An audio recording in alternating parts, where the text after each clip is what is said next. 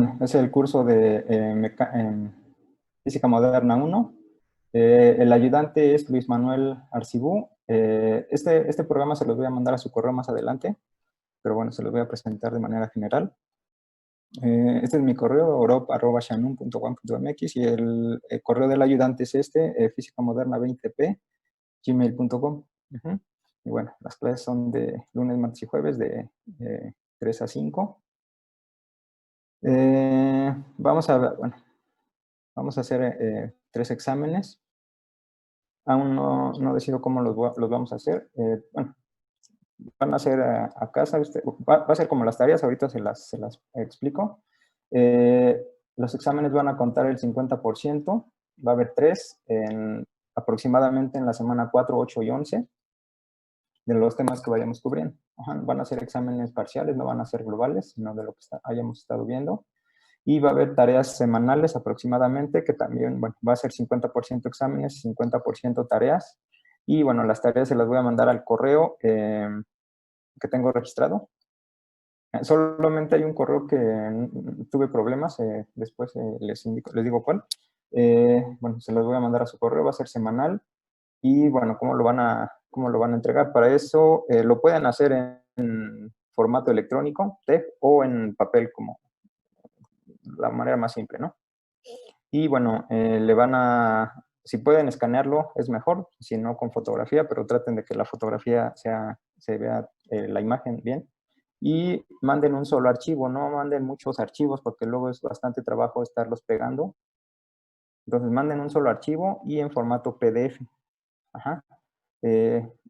Eso facilita la calificación porque, bueno, los va a calificar el ayudante. Entonces un solo archivo en PDF.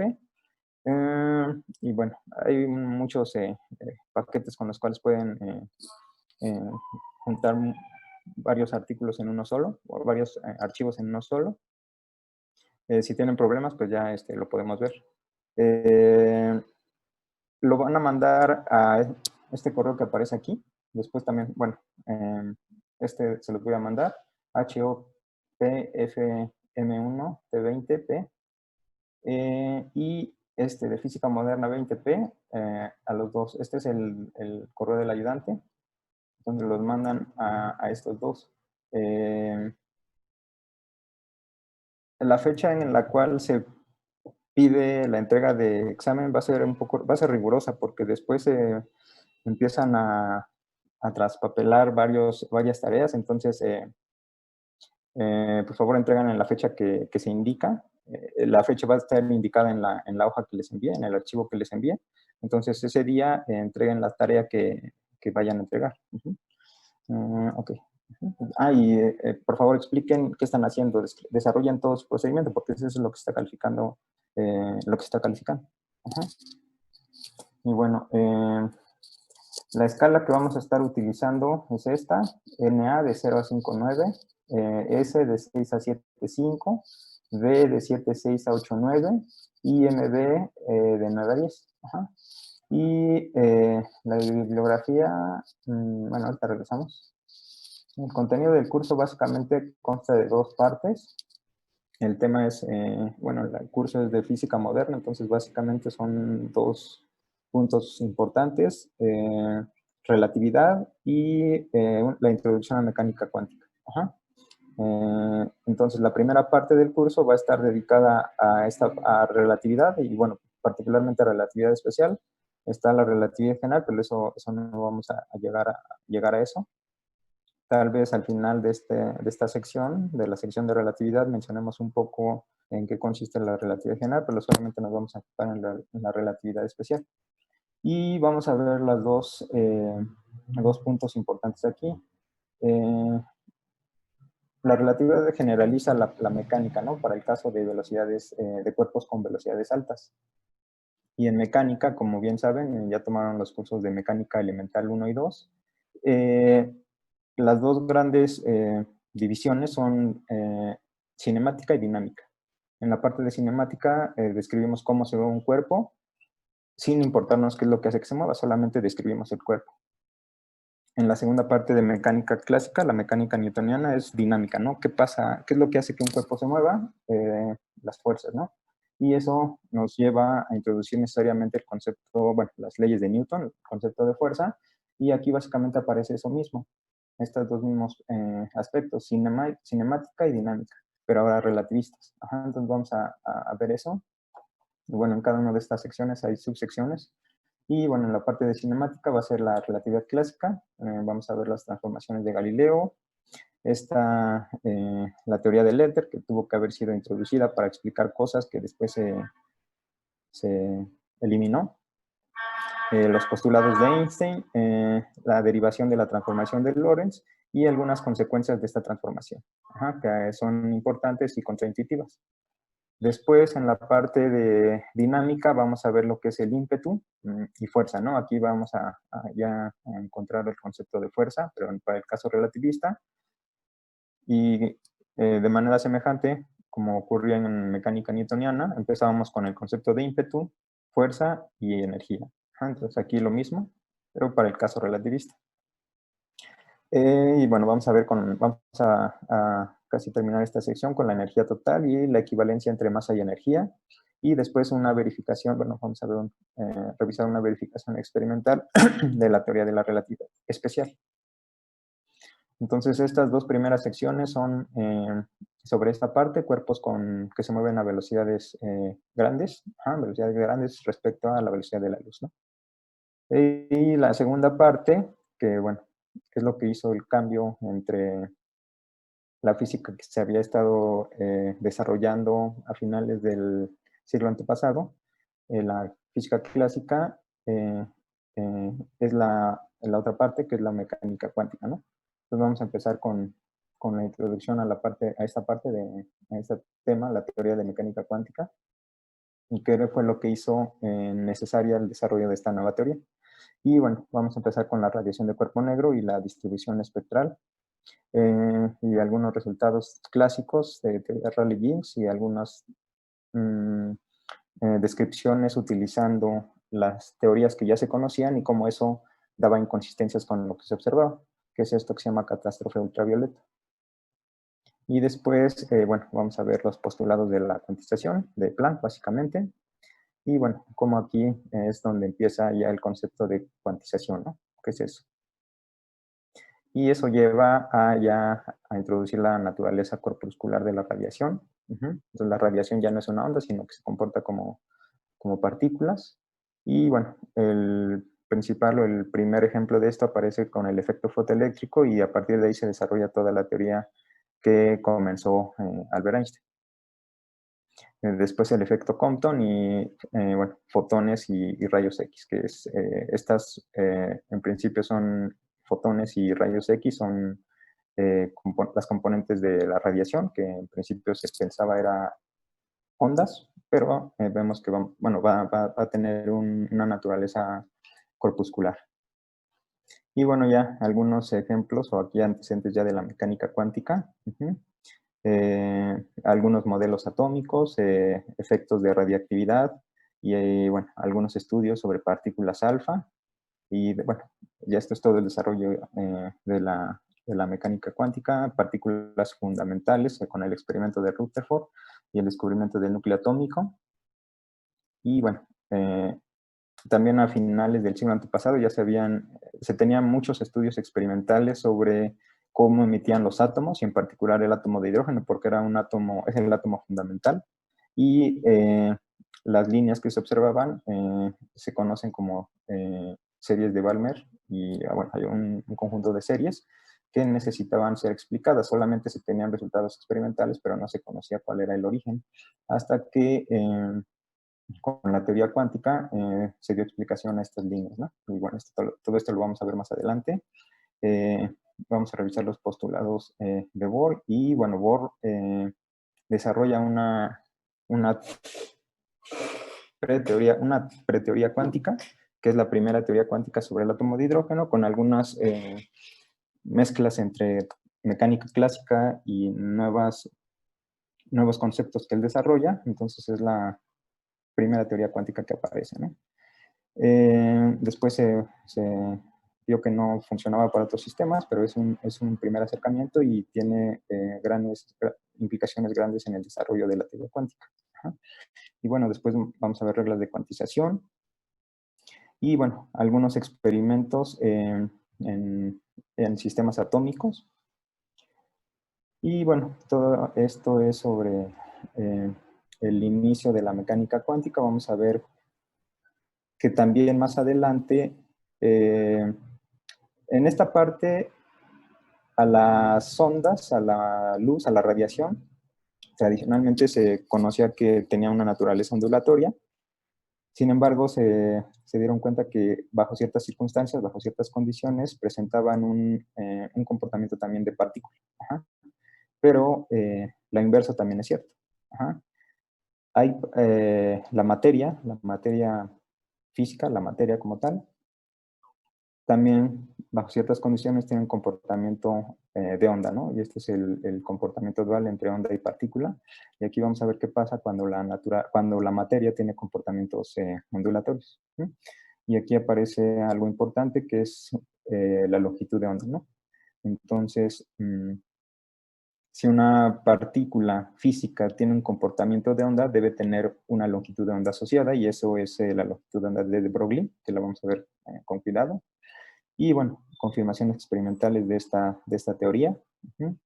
Y bueno, reglas de cuantización, y aquí aparece algo importante que es el principio de incertidumbre de Heisenberg, ¿no? Esto lo vamos a desarrollar con cuidado. Y entonces aparecen una ecuación que va a describir todo este comportamiento de la materia con una función de onda, ¿no? Y aquí aparece esta dualidad. Vamos a describir la materia con una función de una onda, y esa ecuación es la ecuación de Schrödinger. Y bueno, ahí vamos a terminar esta segunda parte, y bueno, sobre esto va a ser lo que vamos a trabajar en este curso. ¿Y qué libros vamos a usar? Hay varios libros. Estos, en general, bueno, relatividad especial para estudiantes de física, es de un investigador de la UNAM, del Instituto de Física. El Beiser también es tiene, este libro solamente está enfocado en relatividad, relatividad especial. Y estos son, bueno, ya tienen de ambos, ¿no? La parte de relatividad y la parte de mecánica cuántica, la introducción a mecánica cuántica. El Beiser es introductorio. El Resnick y el Serway también son introductorios, ¿no? Cualquiera pueden consultar. Yo les voy a tratar de presentar las cosas, bueno, lo más claro que se puedan. Si tienen dudas, pregunten, eso es importante. Ajá. Y bueno, entonces este material se los voy a enviar a su correo. Y bueno, aquí vienen los correos, como ya les mencioné, a donde tienen que mandar las tareas, ¿no? ¿Preguntas, más o menos? No, ninguna. Okay.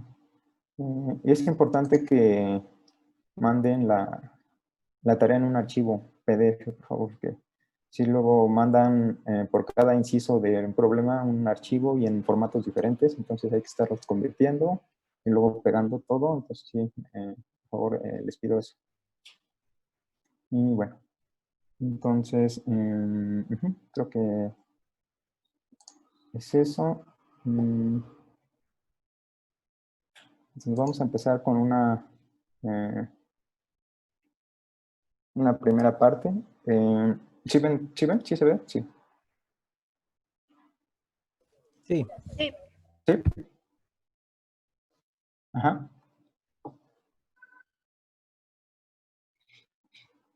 Si quieren, sí. Las... Ah, ah, ajá, sí, sí. Sí. A ver.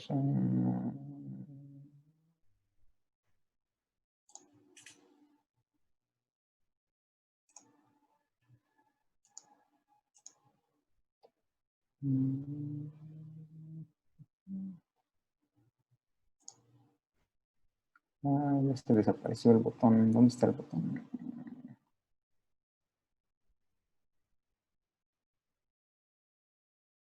Bueno. Ya aquí está. Sí, y ya. Sí, está bien, y ya mañana las grabo. Aquí ya las entrego. Sí, sí, por favor, gracias. Entonces, bueno, vamos a comenzar. ¿Sigo en esta pantalla? Sí.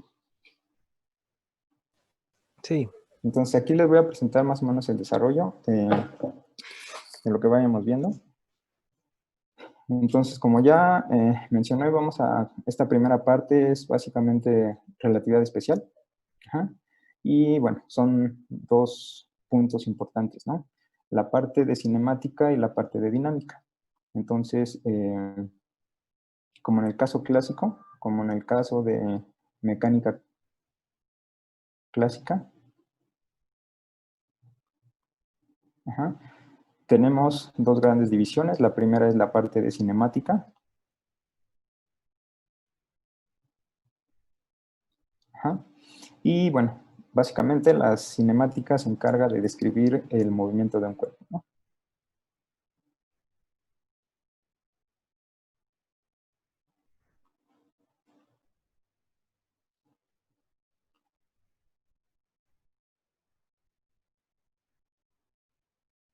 Ajá. No nos va a importar qué es lo que hace que se mueva, solamente sabemos que se está moviendo y queremos describir su movimiento. Ajá. Y de eso se encarga la cinemática. Y si ahora nos interesa saber qué es lo que hace que el cuerpo se mueva, necesitamos introducir el concepto de fuerza. Y eso lo desarrolla la parte de la dinámica, ¿no? Entonces, aquí vamos a tener que tratar con conceptos de fuerza, masa, energía. Uh-huh. Entonces son estas dos grandes divisiones de la mecánica y vamos a empezar con la parte de cinemática relativista, ¿no? Ahora, ¿por qué si ya tenían o ya se sabían las tres leyes de Newton?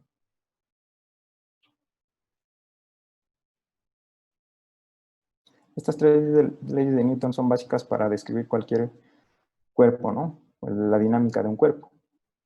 La primera básicamente es que nos dice que si un cuerpo está quieto, se queda quieto, y un cuerpo que está en movimiento va a seguir en movimiento, siempre y cuando no actúe sobre este cuerpo ninguna fuerza. Ajá. Entonces, la primera ley de Newton básicamente introduce el concepto de fuerza.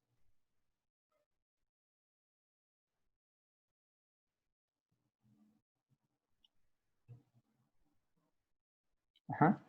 Y bueno, entonces si un cuerpo está quieto, se queda quieto, si está moviendo, un cuerpo en reposo, sigue en reposo, y si un cuerpo se está moviendo con velocidad constante,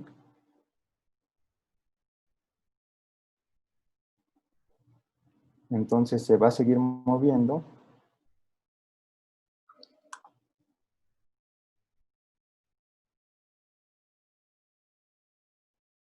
con esa misma velocidad. Aquí el punto importante, ¿cuál es el punto importante? Para que esto pase, ¿qué tiene que pasar? Si un cuerpo está en movimiento, se va a seguir moviendo, y si un cuerpo está en reposo, va a seguir en reposo. Aquí, ¿cuál es la condición para que esto pase?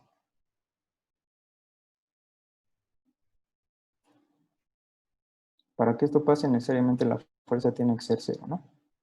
Ajá. Entonces, la primera ley de Newton nos dice qué pasa cuando la fuerza es cero. Si la fuerza es cero, un cuerpo que está quieto se queda quieto, y si un cuerpo se está moviendo con velocidad constante, se va a seguir moviendo con velocidad constante. Entonces, ¿qué es la fuerza? Aquello que cambia el estado de movimiento del cuerpo. Ajá, entonces, por eso dice que esta primera ley introduce el concepto de fuerza. La segunda ley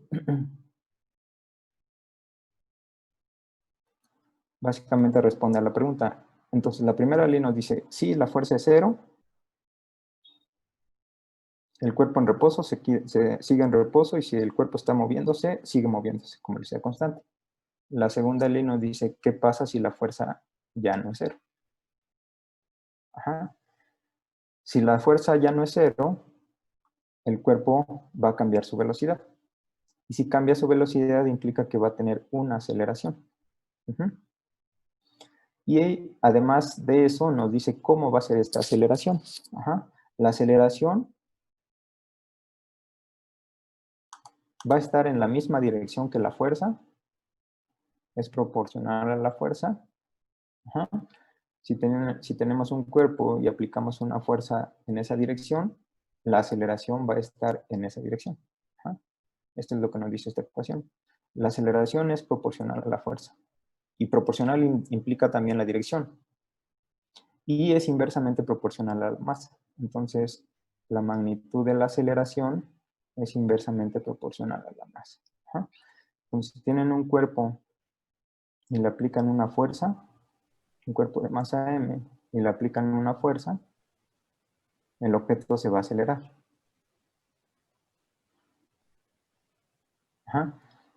Si ahora tienen la misma fuerza, pero se le aplican a un objeto mucho más masivo, la misma fuerza, entonces eso va a ocasionar que la masa también se acelere, pero la aceleración va a ser mucho menor. Eso implica que sea inversamente proporcional. Entonces, la segunda ley, la manera común de escribirla simplemente es, bueno, la aceleración, la fuerza, la aceleración es 1 entre la masa por la fuerza. La manera más común, la estándar, es fuerza es igual a masa por aceleración. Aquí tenemos una ecuación, pero es una ecuación vectorial, entonces tenemos tres componentes, la componente en X, la componente en Y y la componente en Z. Entonces, si nosotros sabemos, si tenemos un cuerpo y sabemos cómo es esta fuerza que está actuando sobre ese cuerpo y tenemos la masa del cuerpo, vamos a tener aquí un conjunto de ecuaciones donde estas componentes, fuerza X, fuerza Y y fuerza Z, son conocidas, la masa es conocida. Entonces tenemos tres ecuaciones para tres incógnitas que nos van a dar la aceleración. Entonces podemos obtener la aceleración. Entonces con esto podemos ya describir cómo se mueve el cuerpo. Entonces primera ley nos dice si la fuerza es cero, ¿qué pasa? Segunda ley, si ya la fuerza no es cero, se va a acelerar. Y si se acelera, nos dice además cómo es esa aceleración.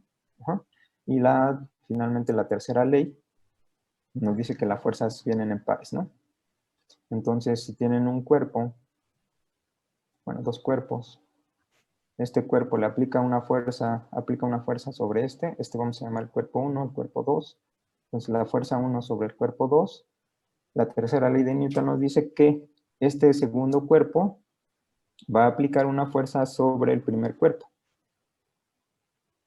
de la misma magnitud, pero de dirección opuesta. F1, 2. F1, 2 es igual a... este es 2, 1.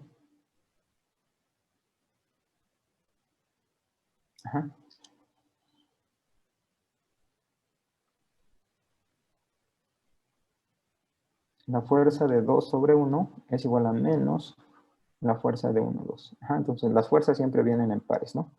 Si un cuerpo aplica una fuerza sobre un segundo cuerpo, ese segundo cuerpo va a aplicar una fuerza sobre el primero, de la misma magnitud, pero de dirección opuesta. Entonces, aquí tenemos las tres leyes de Newton, ¿no?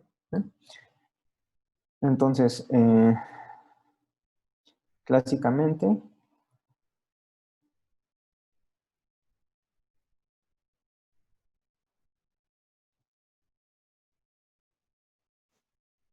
para describir el movimiento de una partícula, de un cuerpo, tenemos un cuerpo, se mueve hacia allá, ¿no?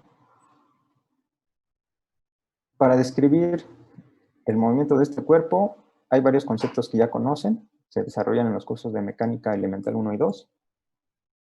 Lo primero es simplificar el problema. Entonces, este auto que se está moviendo, en este caso, en una sola dimensión, que es el caso simple, lo vamos a sustituir, bueno, un cuerpo de masa m, ¿no? El auto de masa m se mueve. Para describir el movimiento vamos a simplificarlo. En lugar de trabajar con este auto, lo que vamos a trabajar es con una partícula, ¿no? Entonces nos olvidamos de todas las componentes del auto, llantas, volante, lo que sea, y todo lo vamos a sustituir por una sola partícula. Ajá, una sola partícula de la misma masa y moviéndose en la misma dirección que el auto. Entonces, el primer concepto que aparecía era el concepto de partícula.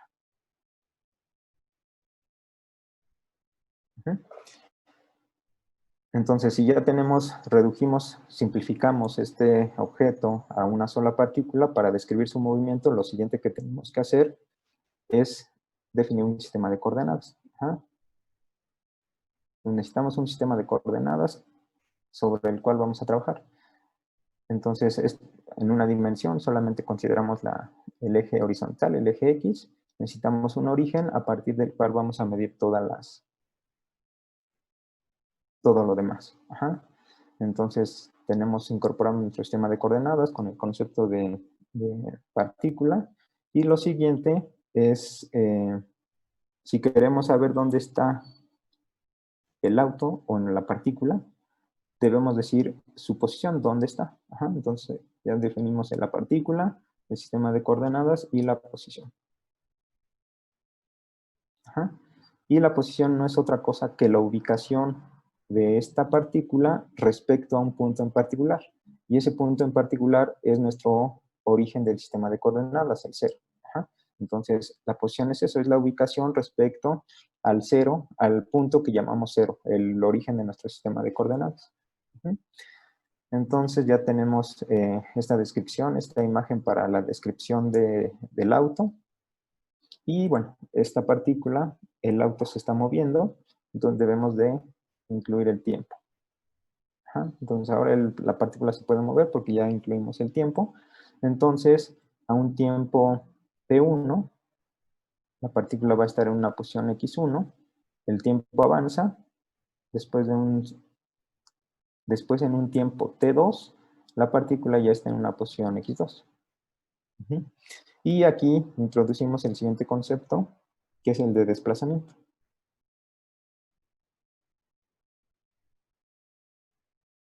Ajá.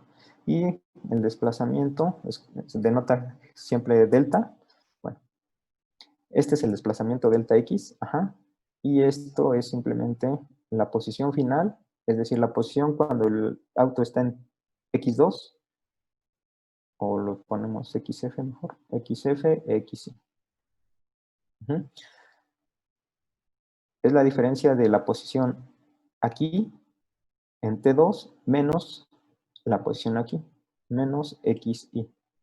Ajá. Entonces, este desplazamiento es esto. Esto es delta X. Ajá. Y de esta misma forma podemos saber cuánto tiempo transcurrió en que el auto o la partícula se desplazaba de X1 o de X inicial a XF, y eso lo calculábamos como un delta T, el intervalo de tiempo. En general, delta es para indicar intervalos, ¿no? El intervalo de distancia, intervalo de tiempo, y es exactamente lo mismo, es el tiempo 2 menos tiempo 1 o tiempo final menos tiempo inicial. Ajá. Si llamamos a este 2 TF y este 1 TI, este es el intervalo de tiempo. Entonces ya se ganó algo con esta imagen simplificada, la introducción del sistema de coordenadas, y ahora la partícula se está moviendo, entonces definimos estas dos cantidades, el desplazamiento y el intervalo de tiempo. Ahora sí nos interesaría, ahora se definen también cosas como la razón de cambio, ¿no? ¿Cuánto tiempo está avanzando el auto en cierto intervalo de tiempo? Y se introduce lo que bien conocen, que es la velocidad promedio. La velocidad promedio en X, cuánto avanza o cuánto se desplaza y en qué tiempo hace ese desplazamiento. Ahora este es un promedio. Ajá.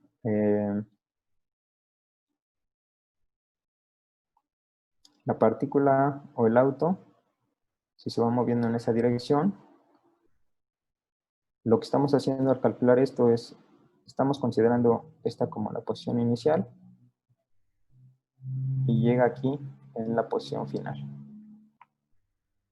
Ajá. Entonces, esta velocidad promedio es el desplazamiento xf menos xi entre el tiempo que le toma hacer eso, tf y ti. Ajá. Lo que implica es que para llegar de aquí a aquí, el auto se tiene que mover necesariamente con esta velocidad. Ajá. Siempre mantenida constante. No la puede cambiar. Pero en la realidad eso no pasa. El auto pudo estar aquí al tiempo t inicial en esta posición, avanzar y después pudo haber aquí un tope, lo que sea, un semáforo. Entonces el auto se detiene, después el auto avanza, entonces la velocidad está cambiando. Entonces, en realidad el auto no se está moviendo a una velocidad constante. A una velocidad constante, la velocidad está cambiando. Para calcular, para medir la velocidad real que tiene el cuerpo en cada punto, la velocidad que lleva aquí y la velocidad que lleva aquí, se define el concepto de velocidad instantánea, que es el límite cuando el intervalo de tiempo se va a cero de la velocidad promedio, delta x entre delta t. Y esta velocidad instantánea no es otra cosa que la derivada de la posición con respecto al tiempo. Ajá. Entonces, esto implica aquí ya que la posición es una función del tiempo. Nosotros conocemos esto. Entonces, podemos calcular la velocidad en cada punto de la trayectoria del auto. Y bueno, todo esto es la primera parte de los cursos de mecánica elemental, que son los conceptos de cinemática, partícula, un sistema de coordenadas, posiciones, desplazamiento, velocidad promedio, velocidad instantánea. Y después de ver todo esto, hasta aquí no nos ha interesado qué es lo que hace que se desplace un cuerpo. Ajá, qué es lo que hace que se mueva. Solamente estamos describiendo su movimiento. Ajá. Sí, ahora nos interesa saber qué es lo que hace que se mueva un auto, qué es lo que hace que se mueva el cuerpo. Necesitamos el concepto de fuerza y las tres leyes de Newton. Fuerza igual a masa por aceleración. Ajá. Y bueno, con esta ecuación, otra vez son tres ecuaciones, es una ecuación vectorial, se pueden tratar bastantes problemas, siempre y cuando conozcamos la masa, la aceleración, y con eso podemos obtener la fuerza, o la fuerza y la masa y la aceleración. Entonces es una relación entre estas tres cantidades, ¿no? Fuerza, masa y aceleración. ¿Qué pasa cuando tienen un sistema de cuerpos donde no pueden determinar la fuerza? Si la fuerza no se puede determinar, ¿cuál es el siguiente paso?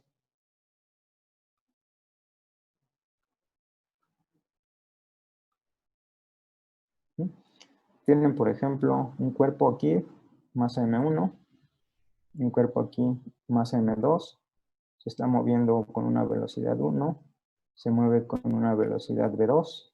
Ajá. Aquí tienen otro cuerpo, m3, con una velocidad v3.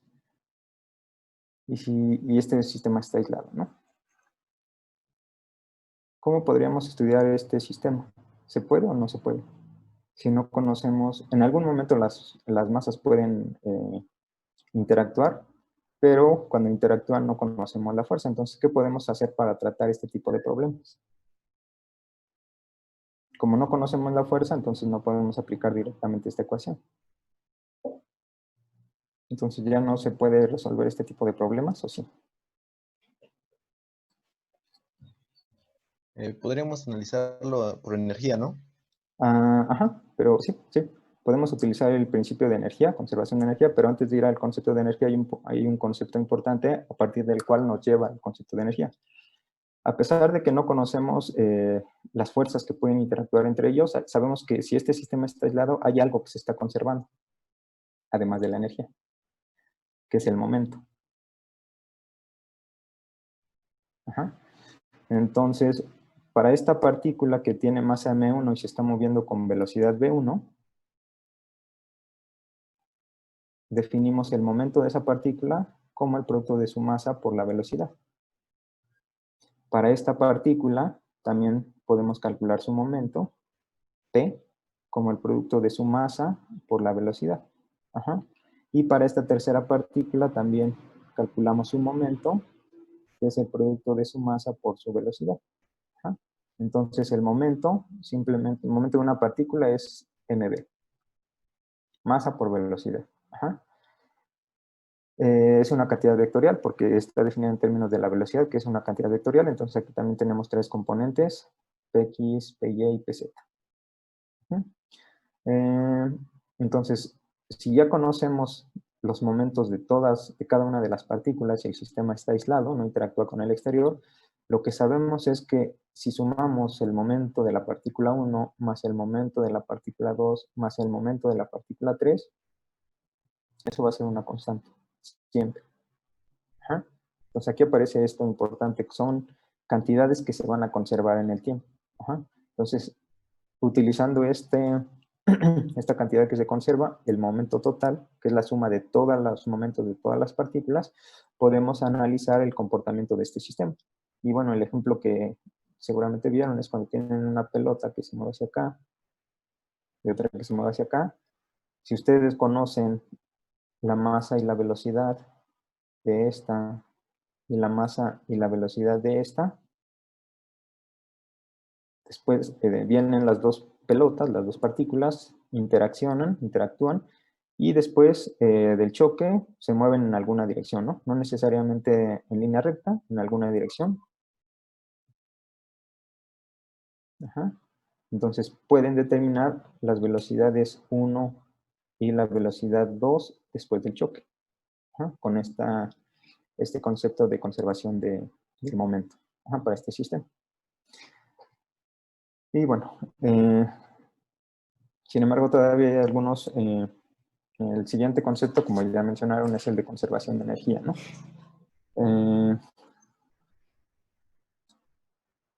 Pero en ese todavía no nos vamos a meter.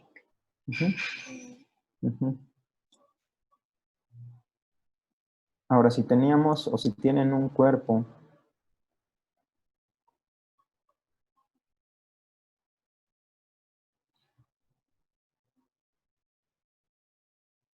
de masa m y sobre este cuerpo le aplican una fuerza,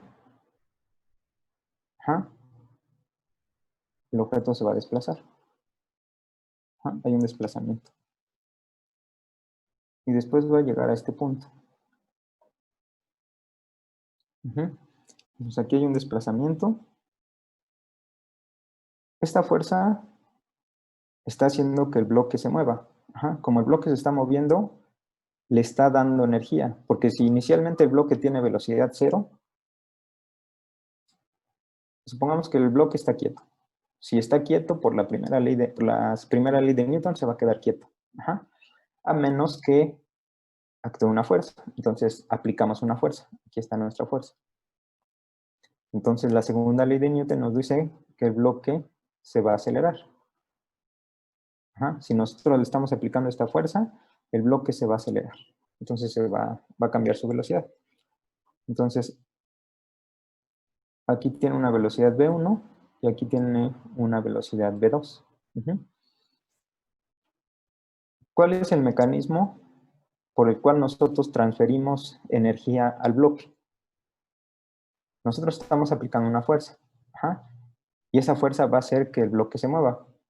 Pero, ajá, ¿cuál es el punto importante para que el bloque se mueva? Que esta fuerza, ¿qué hace? ¿Qué está haciendo sobre el bloque?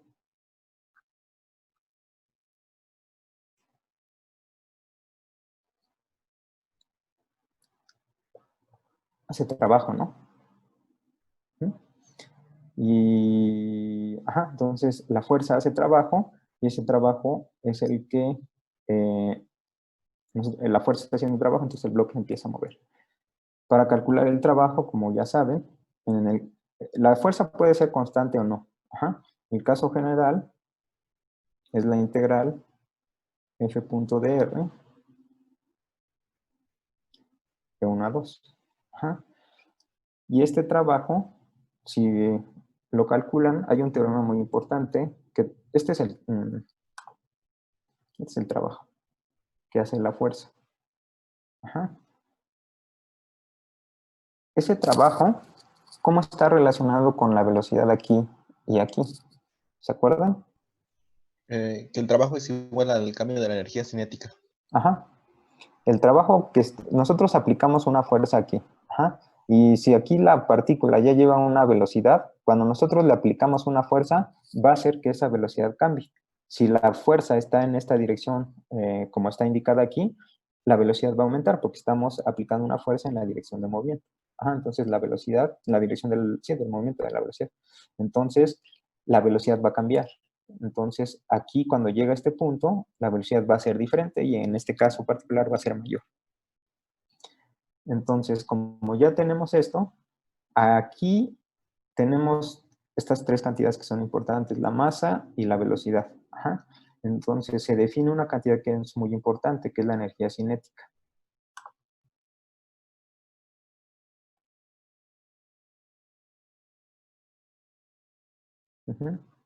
K, que es dada un cuerpo de masa m que se mueve con cierta velocidad v, magnitud simplemente v. Ajá. La energía cinética es un medio del producto de la masa por la velocidad al cuadrado. Ajá. Esa es la energía cinética. Entonces, para este bloque podemos calcular su energía cinética. Tenemos la masa y tenemos la velocidad aquí. Entonces, la energía cinética en este punto, que llamamos el punto 1, va a ser un medio de la masa por la velocidad en ese punto al cuadrado. Y aquí estoy llamando esta V1, así, ¿no? La magnitud del vector velocidad simplemente lo escribimos como V1, es esto. Y aquí también podemos calcular la energía cinética. La energía cinética en este punto es un medio de la masa por la velocidad en este punto. La masa es la misma, no está cambiando la masa del cuerpo, entonces tenemos esto. Y el teorema trabajo-energía relaciona estas dos energías con el trabajo que está haciendo la fuerza. Este trabajo no es otra cosa que la energía cinética en el punto 2 menos la energía cinética en el punto 1. Ajá. Que es un medio de la masa por la velocidad 2 al cuadrado menos un medio de la masa por la velocidad de 1 al cuadrado. Entonces, este teorema es un teorema importante en general, teorema trabajo-energía cinética. Nos da la relación entre el trabajo que hace la fuerza y el cambio en la energía cinética de la partícula entre los puntos en los cuales se está aplicando la fuerza. ¿Sí? Y bueno, esta energía que se transfirió al cuerpo, porque se está transfiriendo energía, si aquí tiene una energía cinética 1 y aquí tiene una energía cinética 2, y aquí la energía cinética es mayor que aquí, entonces, de algún modo, estamos transfiriendo energía al cuerpo. Ajá. Y la forma en cual se transfiere la energía es con este concepto de trabajo. Y esta energía que se le transfirió al cuerpo se puede recuperar. Muchas veces es en forma de calor o de algún otro tipo de energía, ¿no? Y bueno, entonces ya aquí aparecieron, bueno, están muchos de los conceptos de la mecánica clásica, que es espacio, el tiempo, fuerza, aceleración, la masa, el momento y la energía. Es como un resumen muy general de la parte de mecánica elemental 1 y 2, pero ya aquí hay conceptos que son importantes. Entonces, con esto, y bueno, utilizando las tres leyes de Newton, podían ya resolver problemas como un plano inclinado. ¿Qué pasa cuando un cuerpo se desliza sobre una superficie? Podía ser, considerando el caso sin fricción o con fricción. También podían resolver sistemas con poleas, calcular la velocidad, la aceleración del sistema de las dos masas. También cuando tienen un sistema más complicado, cuando tienen un bloque que cae, se desliza por aquí. Aquí hay un resorte. Entonces, utilizando estas tres leyes de manera adecuada, podían resolver problemas, diferentes tipos de problemas. Incluso se podría, utilizando la fuerza gravitacional, la ley de gravitación de Newton, podemos analizar el comportamiento de los planetas alrededor del Sol. Ajá. Entonces, parece que ya muchas cosas que se conocían a finales del siglo pasado pues, se pueden describir sin ningún problema. Entonces, ¿por qué fue necesario introducir otros conceptos? ¿Qué es lo que hizo que se creara esta nueva teoría? Entonces, vamos a ver cuáles fueron algunas de las motivaciones, ¿no? Entonces, vamos a considerar un cuerpo sobre el cual actúa una fuerza continua. Ajá. Entonces, hay un cuerpo sobre el cual actúa una fuerza continua.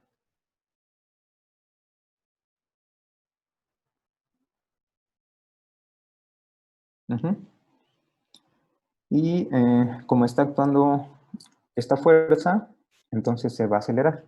Y vamos a considerar que la aceleración del cuerpo es igual a 9.8 metros por segundo al cuadrado. Ajá, es una aceleración, es igual al caso de la aceleración gravitacional, pero es una aceleración. Ajá. Entonces tenemos un cuerpo aquí de masa m. Ajá. Y sobre este cuerpo actúa una fuerza. Por la segunda ley de Newton sabemos que debido a esta fuerza que está actuando sobre el cuerpo de masa m, el cuerpo se va a acelerar. Y esta aceleración simplemente es la fuerza entre la masa. Y esta fuerza siempre está actuando, siempre está actuando. Ajá. Debido a esta fuerza, nos dicen, ese objeto, esa masa se está acelerando y la aceleración es 9.8 metros por segundo al cuadrado. Ajá, constante.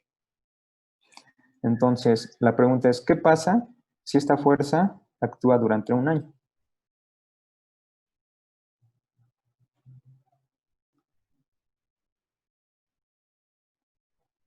Uh-huh. Después de ese año, ¿cuánto va a ser la velocidad de la partícula? Le voy a poner Vx, vamos a considerar el caso simple donde es en una sola dimensión. Entonces, tenemos nuestra masa sobre el cual actúa una fuerza que es constante y esta fuerza produce una aceleración de 9.8 metros por segundo. Ajá. Entonces, esa fuerza siempre está actuando, siempre está actuando. Entonces, después de un año, ¿cuánto es la velocidad del cuerpo? ¿Cómo podemos calcular esa velocidad del cuerpo?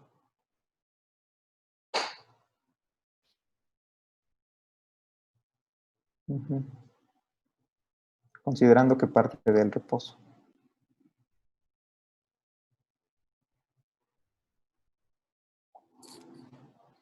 Entonces, ¿cómo podríamos calcular esta velocidad después de un año de que está actuando esta fuerza? ¿Podremos o no podemos?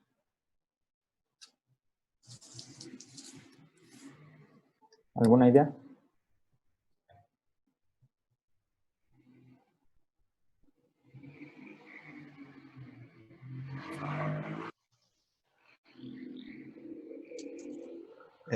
Por ejemplo, si la aceleración es constante, entonces, bueno, la fuerza es constante. Podemos hacer nuestra ecuación de la posición es igual a un medio de la aceleración por tiempo al cuadrado. No. ¿Cuál? ¿La aceleración es igual que? A un medio por la aceleración por el tiempo al cuadrado. Como la posición es 0, bueno, suponemos que es 0 y la velocidad también. Uh-huh. Simplemente pues ya sustituimos los valores. Ajá, sí, más. Ajá. Estamos considerando una fuerza que es constante. Bueno, es una fuerza que siempre está actuando. Ajá. Segunda ley de Newton nos dice que debido a esta fuerza el cuerpo se acelera. Y la aceleración nos dice que es 9.8 metros por segundo, que es constante. Ajá. Entonces, como es constante esta aceleración, podemos ocupar las ecuaciones de cinemática. Ajá. Las ecuaciones con movimiento uniformemente acelerado. Ajá. Y hay 4. No estoy seguro si la que mencionaste es esta de un medio por aceleración por t cuadrado, creo que sí. Sí. Uh-huh. Esta ecuación te da la posición, ¿no? Posición final es igual a la posición inicial más la velocidad en x inicial por el tiempo. Voy a escribir.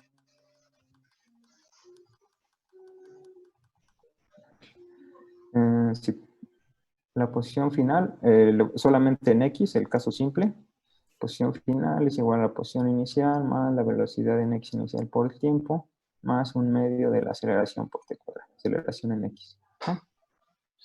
Entonces, podemos utilizar esta así sin ningún problema. Nos dicen que parten de reposo, entonces la velocidad inicial es 0. Ajá. La posición inicial, podemos suponer que desde donde parte es nuestro punto de referencia, entonces también lo podemos considerar 0, no hay ningún problema. Ajá.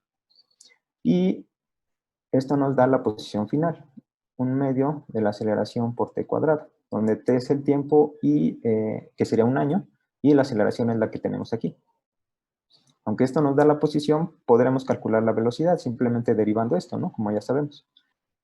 Entonces, la velocidad en X simplemente es la derivada con respecto al tiempo de un medio de la aceleración por t cuadrado. Un medio y la aceleración son constantes, entonces salen del signo de derivada y nos queda un medio de la aceleración por la derivada con respecto al tiempo de t cuadrado. Ajá. Y esto nos queda un medio de la aceleración, y cuando derivamos el tiempo al cuadrado con respecto al tiempo, nos baja un 2t. Y este 2 con este 2 se nos va, y esto nos queda aceleración por el tiempo. ¿Sí?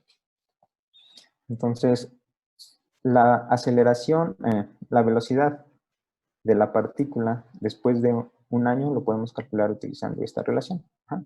Y esta es básicamente la segunda ecuación de cinemática, ¿no? La velocidad final es la velocidad inicial más aceleración por tiempo. Ajá. En este ejemplo, la velocidad es 0, entonces es velocidad final es aceleración por tiempo, y esta es una forma de obtenerla. Ajá, sí, está bien. Entonces, para este ejemplo, la velocidad después de un año va a ser igual a la aceleración, metros por segundo al cuadrado, por tiempo. Ajá. Pero el tiempo que tenemos aquí está en unidades de año. Entonces, ¿cómo convertimos ese tiempo a unidades? ¿A qué unidades lo debemos de convertir?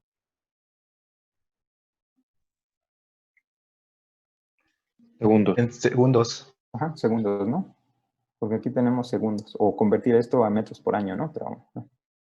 Entonces, el tiempo, que es un año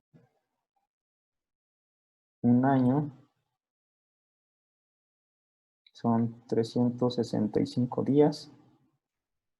Ajá. Un día tiene 24 horas. ¿Sí? Y una hora tiene 3600 segundos. Ajá. Entonces esto nos da cuánto es el tiempo de un año en segundos. Ajá.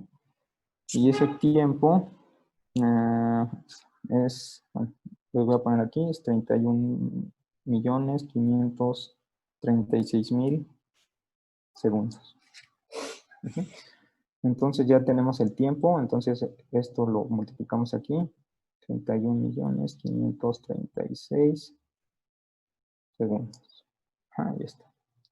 Entonces, la velocidad que nos da es 3 por 10 a la 8 metros por segundo. ¿Ah? Entonces, después de estar aplicando una fuerza constante, el cuerpo se acelera, y después de un año, esta es la velocidad que va a obtener el cuerpo. Ahora, esta aceleración, pues es la aceleración que vemos todos los días, ¿no? 9.8 metros por segundo al cuadrado es la aceleración de la fuerza gravitacional, la aceleración gravitacional. Entonces, si después de un año esa fuerza está actuando sobre un cuerpo, la velocidad de ese cuerpo va a tener al final de ese año una velocidad de 3 por 10 a la 8 metros por segundo, que es muy grande. Y es igual a la velocidad de la luz. Entonces, aquí hay algo un poco extraño, ¿no? Entonces, si tienen un cuerpo sobre el cual está acelerado con esto, después de un año, ya alcanzaron la velocidad de la luz. Después de 2 años, esto es de un año, después de 2 años, ¿qué velocidad va a tener?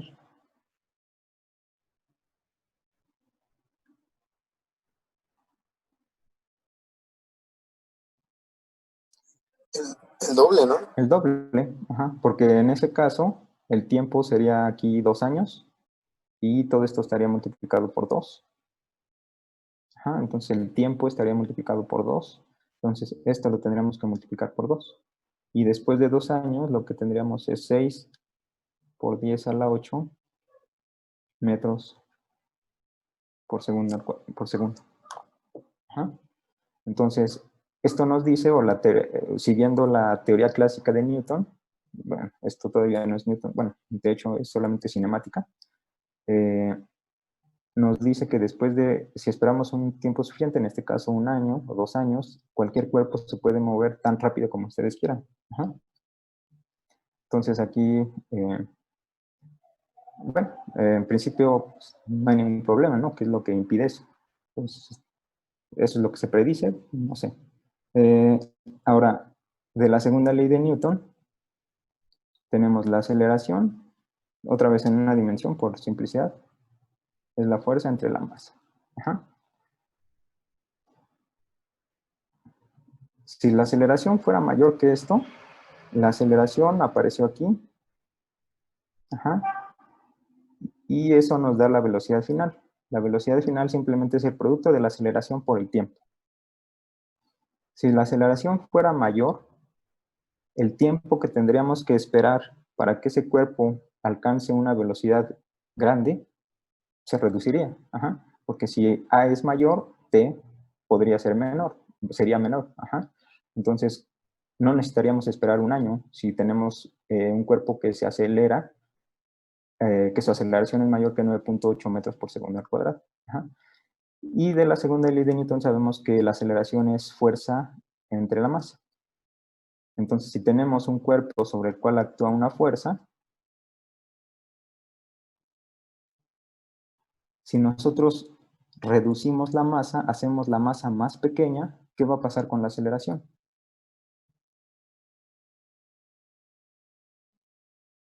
Va a aumentar. Va a aumentar. Ajá. Entonces, podemos dejar la misma fuerza, pero si tomamos ahora una partícula de masa menor, esta aceleración va a ser mucho mayor, va a ser mayor en general. Ajá. Como la aceleración va a ser mayor, tenemos que esperar un menor tiempo, no necesariamente esperar 1 año, sino tiempos cortos, ajá, dependiendo de la masa, con tiempos cortos suficientes para ser medidos. Bueno, también en 1 año se puede medir, pero aquí es más simple. Podemos obtener o podemos tener partículas que se mueven a la velocidad de la luz. Uh-huh. Entonces, vamos a trabajar, vamos a poner un ejemplo con el caso de partículas fundamentales, un electrón. Ajá.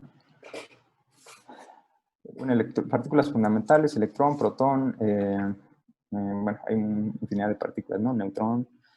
Para un electrón, la masa es 9.109 por 10 a la menos 31 kilogramos. Entonces es una masa muy pequeña. Esto haría, si utilizamos este tipo de partículas, haría que la aceleración fuera muy grande. Ajá. Porque para ese electrón, la aceleración sería fuerza entre la masa, que sería 9.109 por 10 a la menos 31 kilogramos. Y bueno, esto es proporcional a la fuerza entre 9.109 y este por 10 a la menos 31 sube aquí, por 10 a la 31. Ajá. Y bueno, al final, después de, al poner la fuerza que tengamos aquí, las unidades tendrían que ser metros por segundo al cuadrado porque es una aceleración. Entonces, aún con una fuerza de 1, aquí ya la aceleración son del orden de 10 a la 31 metros por segundo al cuadrado. Al cuadrado es una aceleración muy grande. Ajá. Entonces,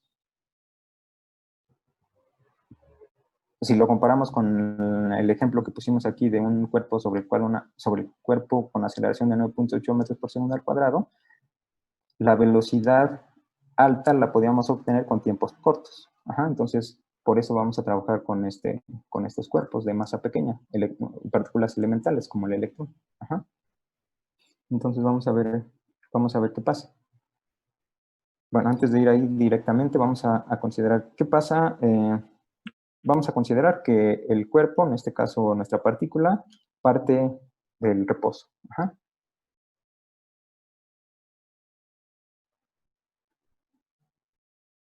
Como parte del reposo, eso implica que su velocidad inicial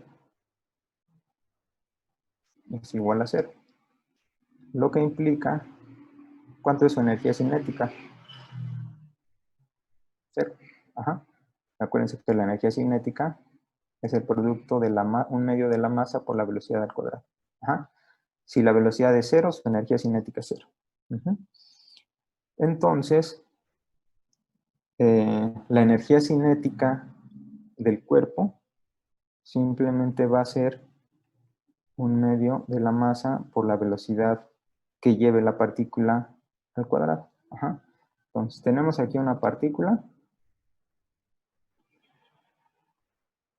que parte del reposo, velocidad en este punto inicial 0.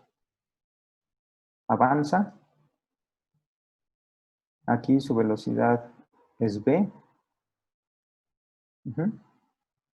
Magnitud v.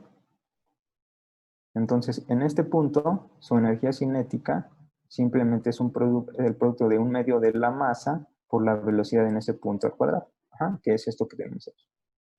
Y de aquí podemos despejar la velocidad. La velocidad es la velocidad al cuadrado. Este 2 pasa multiplicando 2k entre la masa.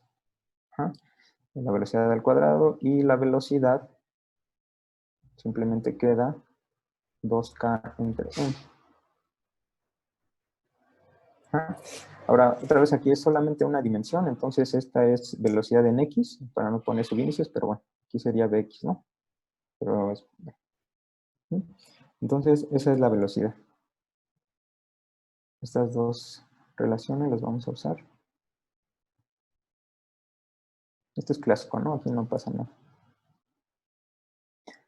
Entonces, para un cuerpo que parte del reposo, después de un cierto tiempo, el cuerpo se está moviendo con una velocidad y su energía cinética es un medio de la masa por la velocidad al cuadrado. Y de aquí podemos obtener, si nosotros conocemos esta energía cinética, podemos calcular su velocidad, simplemente haciendo el producto 2k entre m raíz, que salió despejando de esto. ¿Sí? Ahora,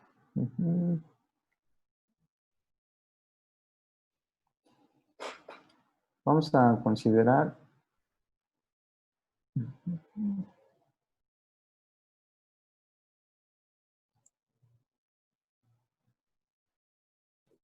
este sistema.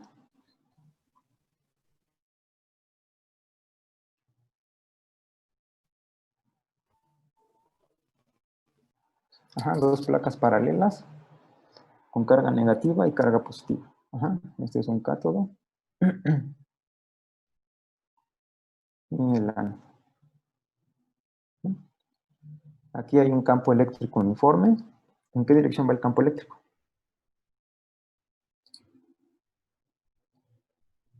De las cargas positivas a las negativas. De aquí para allá. Este es el campo eléctrico, es uniforme. Solamente nos va a interesar aquí la región entre placas. Entonces el campo es uniforme. Y esta distancia entre las placas es d. ¿Qué pasa si ponemos un electrón aquí? ¿Qué le va a pasar?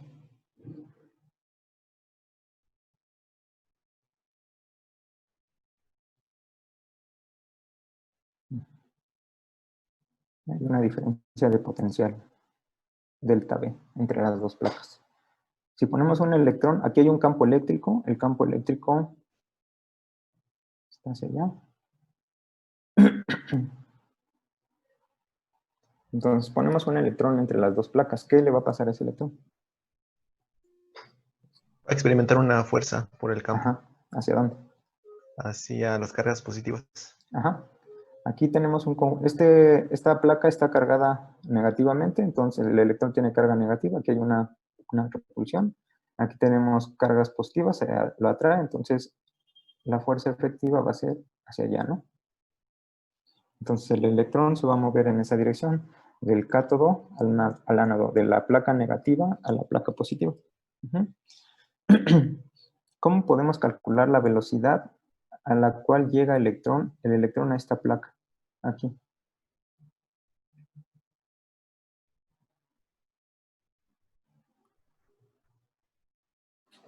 ¿Qué podemos hacer para calcular esa velocidad?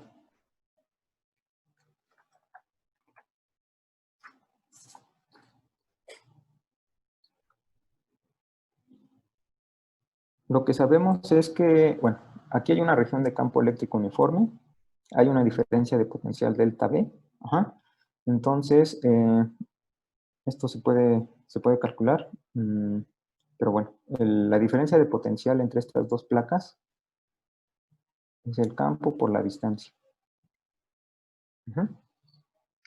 Ujú. Sí, ya llevaron electricidad, ¿no? El magnetismo. Entonces, delta V, la diferencia de potencial, el valor absoluto simplemente es el campo por la distancia. El campo es la magnitud del campo eléctrico en esta región y D es la distancia entre placas. Entonces, el campo eléctrico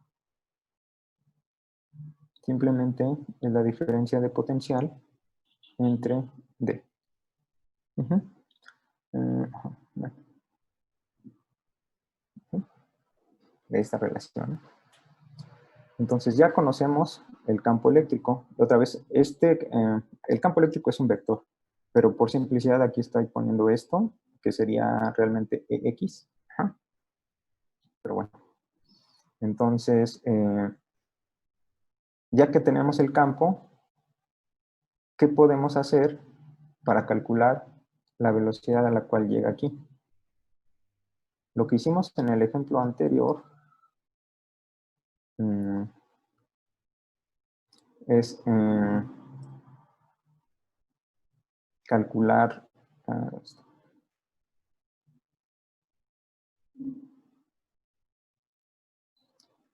es esto, ¿no? Calcular esto sabiendo la aceleración. Si nosotros conocemos la aceleración y si esa aceleración es constante, podemos utilizar una de las 4 ecuaciones de cinemática, siempre y cuando la aceleración sea constante. A partir de ahí obtuvimos esto. Calculamos la velocidad final después de un año. Entonces, si nosotros tenemos el campo eléctrico, y este campo eléctrico es constante, delta V es constante, una diferencia de potencial constante entre las placas, D es la distancia entre las dos placas, que no las movemos, entonces el campo eléctrico es constante. Si quisiéramos calcular la fuerza sobre el electrón, ¿qué hacemos?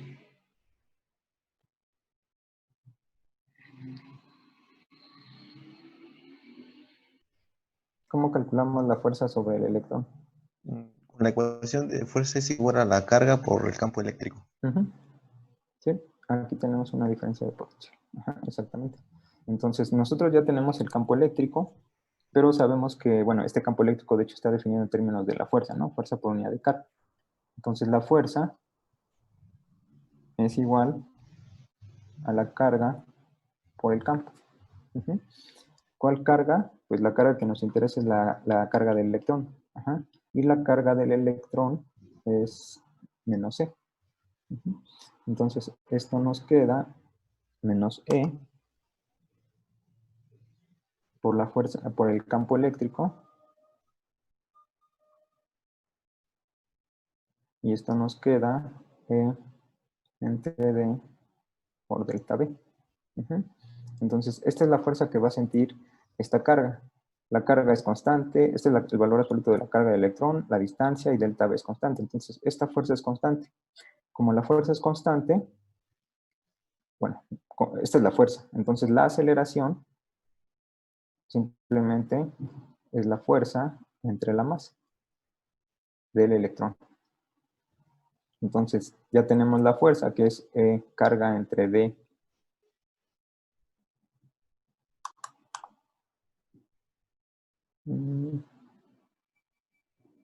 delta V, y todo esto entre la masa.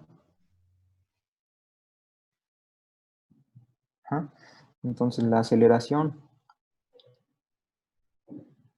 del electrón simplemente es la carga del electrón, masa del electrón, D y delta V. Ujú. Ya tenemos la aceleración del electrón. Lo que nos interesa es calcular la velocidad, y esta aceleración es constante porque está dentro de la carga, la masa, la distancia y la diferencia de potencial. Todo esto es constante. Entonces la aceleración es constante y podemos utilizar una de las 4 ecuaciones para determinar la velocidad aquí. Sí, bueno, podemos suponer otra vez también que la velocidad inicial es 0. Ajá. Entonces usamos la misma ecuación. Otra vez la podemos derivar de la primera ecuación, de la posición, o simplemente usar la segunda ecuación, que es equivalente. Entonces, la velocidad final es igual a la velocidad inicial más...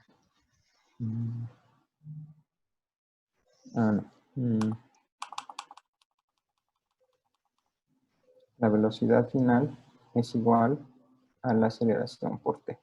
Ajá.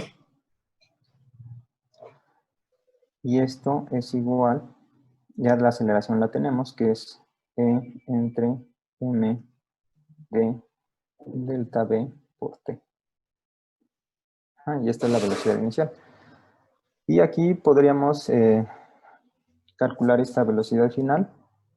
Tenemos la carga del electrón, la masa son constantes, bueno, del electrón, la diferencia de potencial, ahorita le damos un valor que suponemos, y todo esto queda en términos de la distancia a la cual están las dos placas. Ajá. Pero ese dato, podríamos suponer alguna distancia, pero si utilizamos la relación cuadrática de las velocidades, eso va a hacer que esta distancia no esté presente. Y si recordamos, esa relación es la velocidad en x final al cuadrado, la velocidad en x inicial al cuadrado, más 2 veces la aceleración delta x. Ajá. Como estamos suponiendo que el electrón parte del reposo, entonces la velocidad inicial es 0. Y delta x es la posición final menos la posición inicial. Y la posición final es esta y la posición inicial es esta. Entonces ese delta x es nuestro d. Entonces esto nos queda 2 veces la aceleración, que es la que calculamos aquí. Ajá. E entre m de delta v, esta es la aceleración, multiplicado por delta x, que es d. Y este d con este d se nos va. Entonces la velocidad final es igual a 2 veces la carga del electrón entre la masa del electrón por la diferencia de potencial. Y esto lo podemos poner así.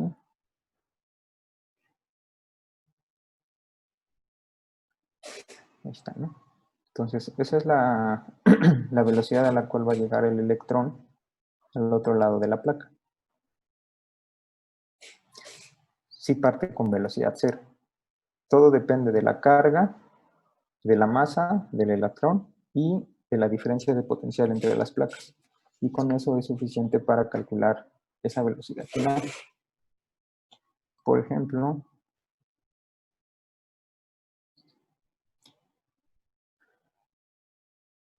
la masa del electrón es 9.109 por 10 a la menos 31 kilogramos. La carga del electrón es 1.602 por 10 a la 19 menos 19 coulombs.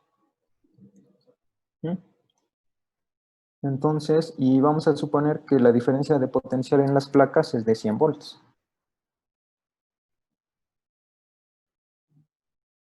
100 volts. Ujú. Entonces, la velocidad final es 2 veces la carga de electrón entre la masa. La carga es 1.602.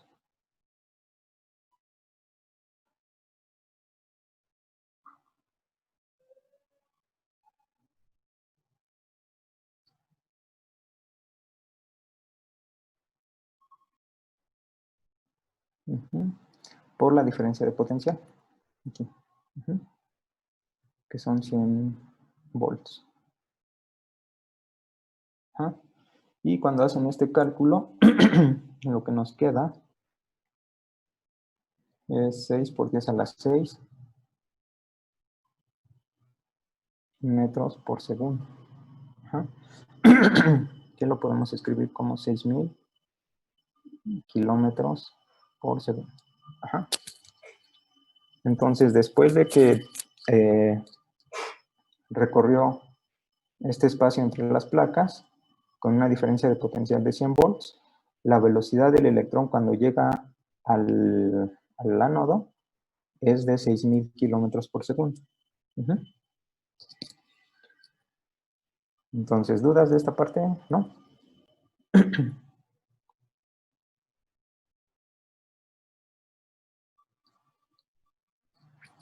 Entonces, antes de, de continuar, vamos a introducir aquí una unidad que es el electronvolt.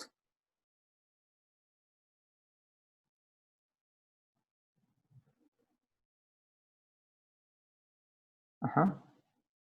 El volt es la unidad de diferencia de potencial, ¿no? De potencial. Ujú. El electronvolt, que se abrevia como EV, ¿sí? Es una unidad de energía. Ajá. El volt otra vez es unidad de diferencia de potencial o de potencial. El electronvolt es una unidad de energía.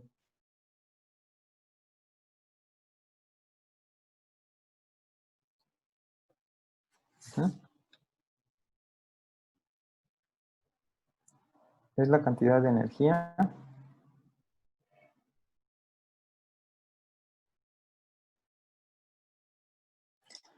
ganada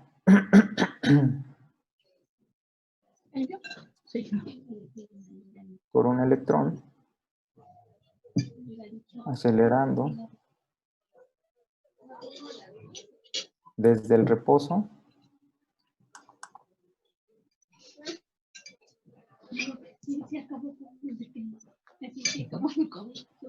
a través de una diferencia de potencial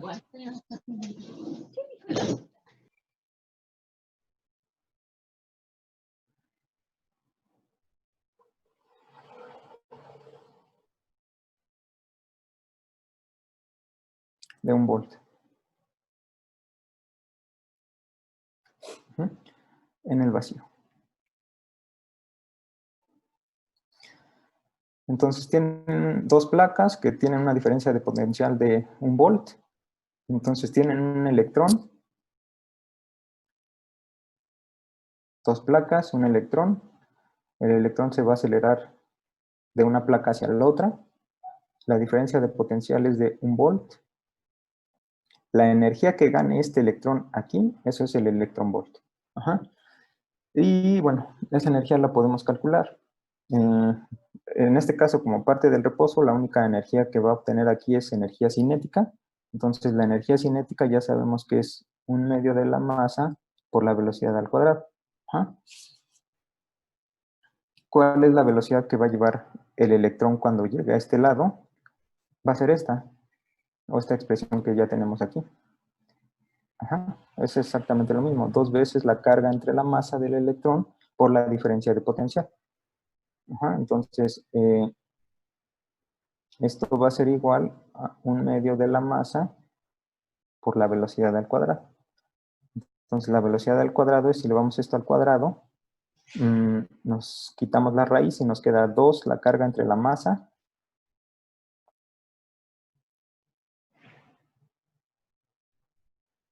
por la diferencia de potencial.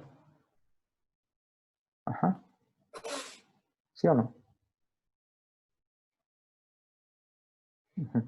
Entonces, esta es la energía cinética, esta también es la masa del electrón. Entonces, este con esta se nos va, este con este se nos va, y solamente nos queda la carga del electrón por delta V. La carga del electrón la tenemos aquí, 1.602 por 10 a la menos 19 coulombs. ¿Mm? Y la diferencia de potencial, que es por definición 1 volt. Ujú. 1 volt. Ajá. Ahora, 1 volt,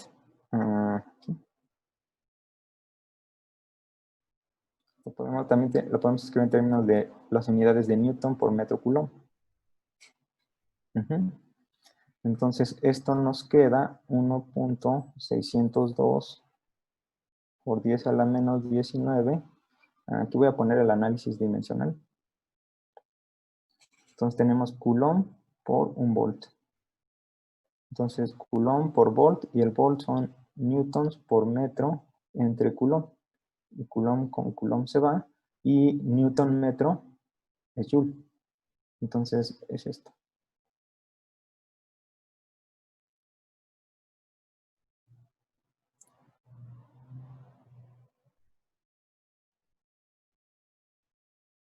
Ajá. Entonces, volt otra vez es diferencia potencial, pero electron volt es unidad de energía. Y un electron volt son 1.602 por 10 a la menos 19 joules. Entonces, esto lo vamos a usar más adelante. Entonces, con esto que ya estuvimos haciendo, vamos a hacer les voy a presentar un experimento que se hizo en algún momento.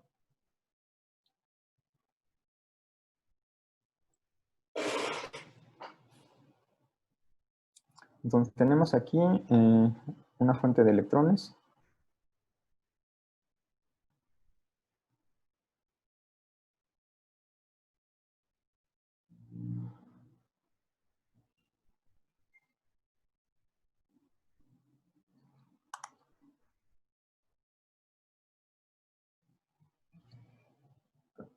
Después tenemos una región donde se pueden acelerar los electrones.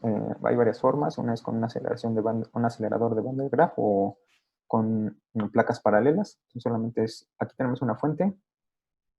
Aquí aceleramos los electrones.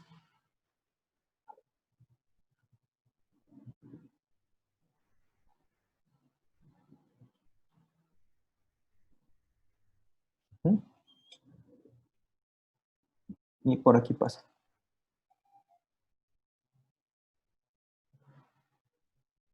Entonces aquí se producen los electrones. Aquí hacemos que se muevan rápido. Y pasan por aquí. Y después aquí tenemos una región por donde van a viajar.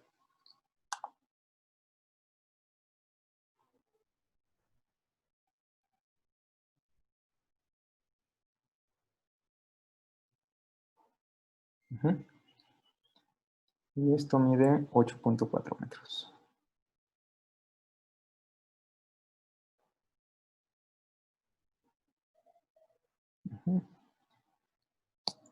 Y aquí tenemos una placa. Entonces tenemos electrones aquí. Aquí se generan, aquí se aceleran, pasan por aquí y viajan aquí. Aquí cuando viajan en esta región viajan con velocidad constante. Entonces en el otro extremo, aquí hay una placa de aluminio y aquí se detecta. Ajá.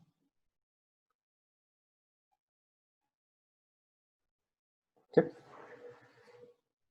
Y aquí tenemos un aparato que nos va a medir, es un osciloscopio.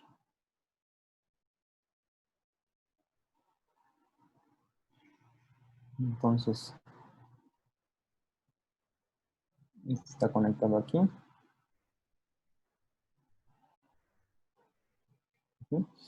Entonces, tenemos electrones que se producen, aquí se aceleran.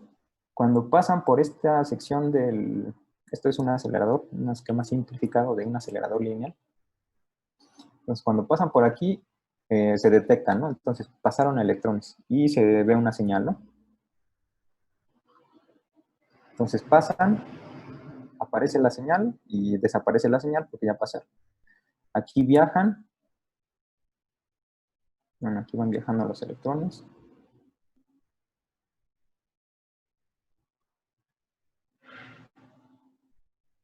Ajá.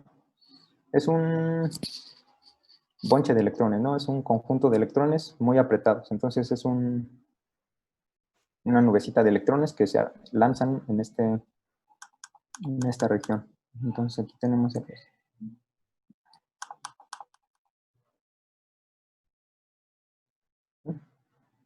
Entonces, aquí se producen, aquí se aceleran, pasan por aquí y se detectan.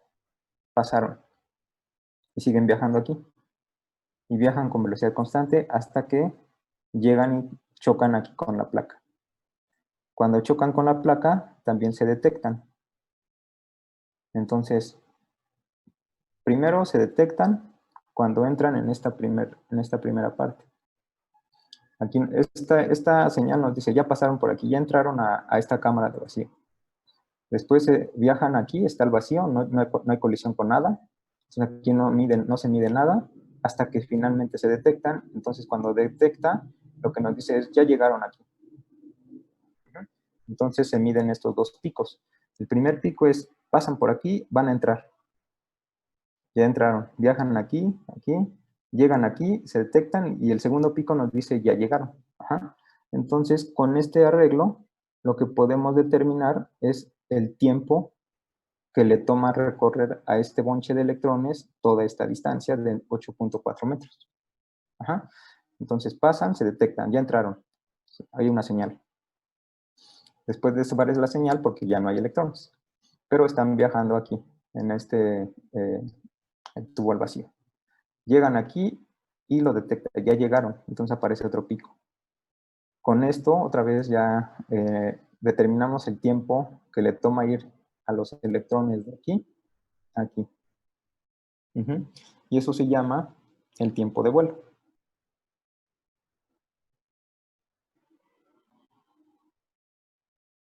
Entonces podemos determinar eso.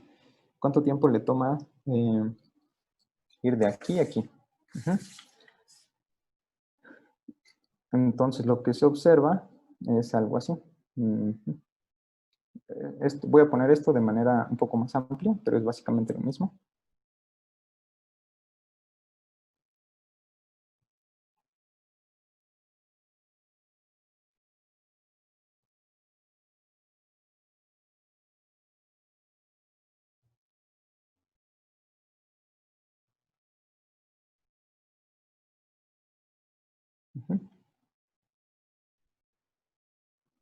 Aquí tenemos tiempo.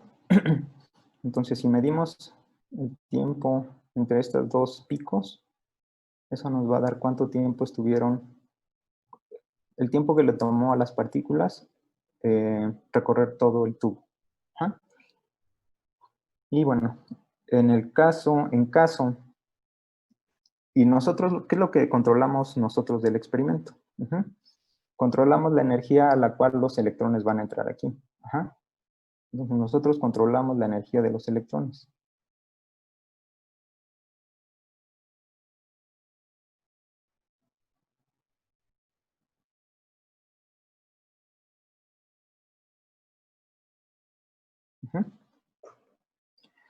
Y en particular, la forma en que aceleramos o se aceleran los electrones es a través de diferencias de potencial. Entonces, nosotros determinamos cuánto vale la diferencia de potencial en la región donde se aceleran, delta V. Y para esa diferencia de potencial, calculamos o medimos, registramos el tiempo que le toma a los electrones hacer este recorrido. Ajá. Entonces, este experimento se hizo en algún momento. Y bueno, se hizo una medida, por ejemplo, a 0.5 megavolts. Es decir, las placas o los electrones aquí estaban en una diferencia de potencial la diferencia de placas, la diferencia de potencial entre las placas estaba a 0.5 megavolts. Ajá. Y esto es, sí, ¿no? 500.000 volts. Y con esto lo que se midió es el tiempo que le tomaba a las partículas recorrer todo el tubo.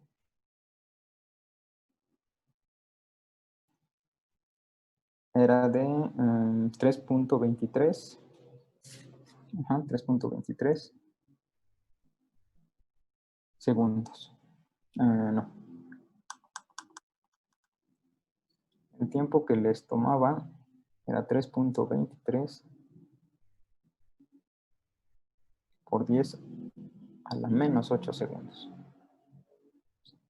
Ajá. Entonces son tiempos muy cortos, ¿no?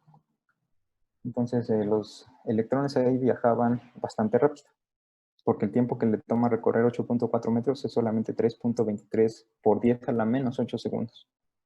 Eso cuando teníamos esta diferencia potencial de 500.000 volts. En este caso, ¿a qué velocidad llegan aquí los electrones?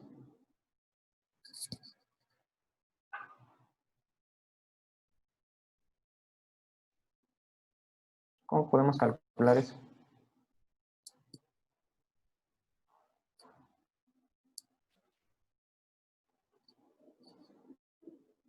¿Cómo se les ocurre?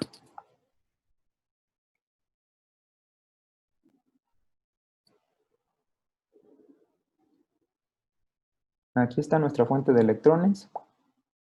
Aquí se aceleran con algunos dispositivos. Entran en esta región, se detectan y aparece esta señal. Ya entraron. Viajan en este tubo al vacío. ¿Para qué al vacío? Para que no colisionen con algo. Entonces están al vacío, viajan, llegan, cuando chocan con la placa, aparece otra señal, ya llegaron. Ajá. Y con esto medimos el tiempo que le toma ir de aquí a aquí. Entonces, ¿cómo calculamos la velocidad? ¿Alguna idea?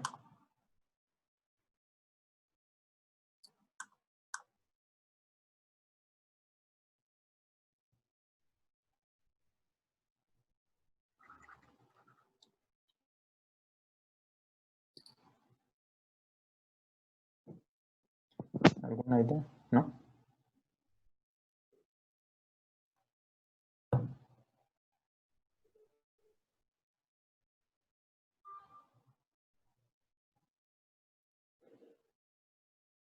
Pues ahí tienen la distancia y el tiempo, ¿no? Ajá, Nada más. exacto. Sí, la velocidad. ¿Por qué la velocidad no está cambiando?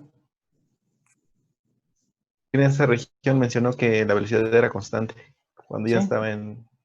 La sí, en única esta región. parte donde se aceleran los electrones es aquí. Aquí sí hay cambios en la velocidad.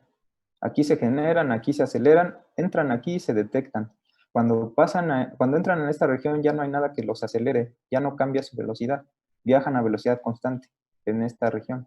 Ajá. Entonces, si nosotros ya tenemos cuánto tiempo le toma hacer este recorrido, que para este caso de 500 volts es de 3.23 por 10 a la menos 8 segundos, y la distancia que recorren son 8.4 metros, entonces simplemente la velocidad es la distancia entre el tiempo. Es simple, ¿no? Porque es velocidad constante. Aquí ya no cambia la aceleración. El único punto, la velocidad, perdón, el único punto donde se aceleraron los electrones es aquí. Ya que están acelerados, ya tienen una velocidad, entran a esta región. Aquí otra vez ya entraron, se detectan, ya entraron, pero aquí ya la velocidad es constante, no hay nada que cambie su velocidad. Ajá. Aquí finalmente se detectan, ya llegaron, y ese tiempo es esto. Entonces la velocidad simplemente es 8.4 metros entre este tiempo.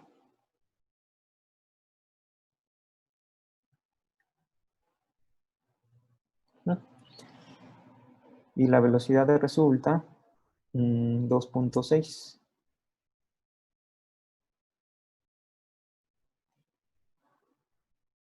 A la 8 metros por segundo. Ajá. Entonces, cuando tenemos esta diferencia de potencial aquí acelerando a los electrones de 0.5 mega electron volts. El tiempo que le toma recorrer 8.4 metros son 3.23 por 10 a la menos 8 segundos. Entonces, los electrones van a estar viajando con una velocidad de 2.6 por 10 a la 8 metros por segundo.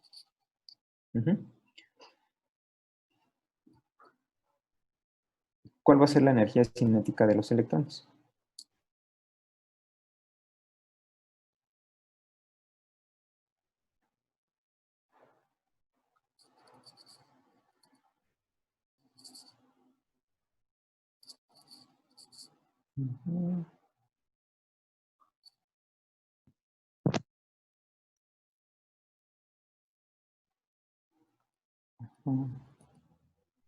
Ok, la energía cinética la podemos calcular con esto, ¿no? Ahí.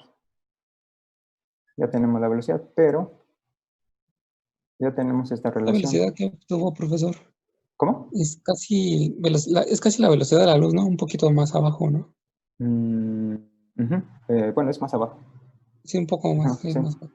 Pero ¿cómo la calculamos? Pero, bueno, esta, ¿no? Esta es la velocidad. Entonces, llegan a esta velocidad que es menor que la velocidad de la luz. Pero queremos calcular la energía cinética.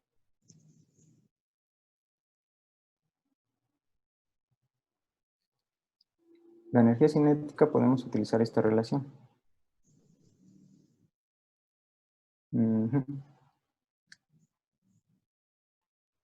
Sabemos que la energía cinética es un medio de la masa por la velocidad al cuadrado. Y si esta es la velocidad, esto va a ser un medio, creo que ya lo habíamos calculado más adelante. Masa del electrón, sí, por la velocidad al cuadrado. Entonces le vamos a esto al cuadrado y nos queda 2e me delta b. Entonces el 2 con el 2 se va y la masa. Entonces, la energía cinética es la carga por delta b. La energía cinética la podemos calcular como la carga del electrón por la diferencia de potencial.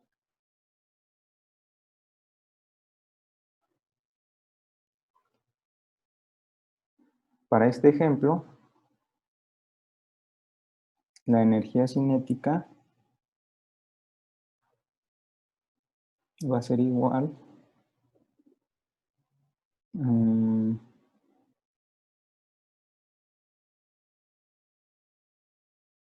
¿cuánto?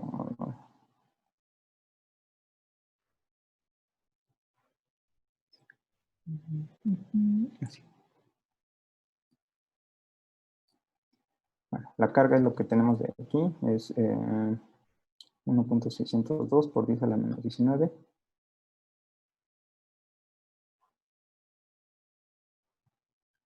Y la diferencia de potencial son 100 volts. No. Esta, ¿no? 0.5 megavolts.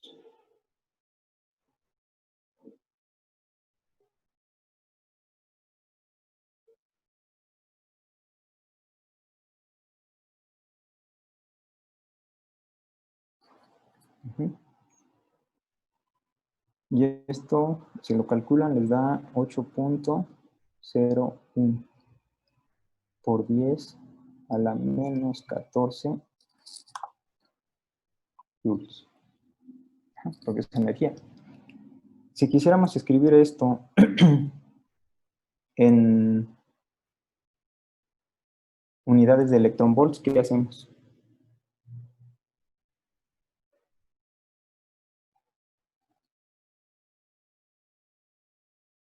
Ya tenemos aquí la transformación, ¿no? Un electronvolt son 1.602 por 10 a la menos 19 joules. Entonces, un electronvolt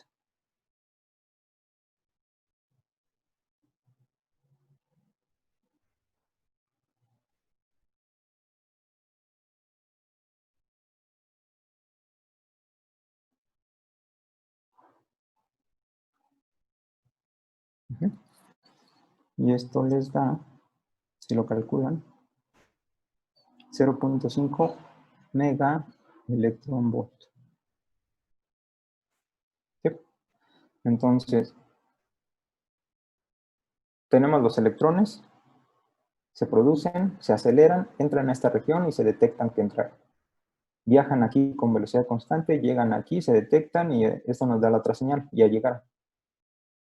Al medir esta distancia se puede determinar el tiempo que le tomó hacer el recorrido. Para este caso de 500.000 volts, el tiempo es este.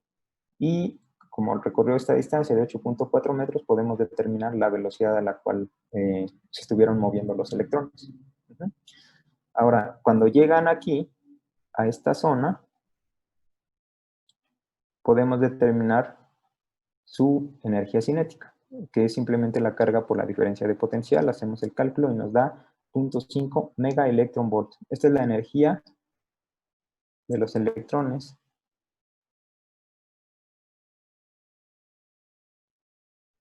al llegar al extremo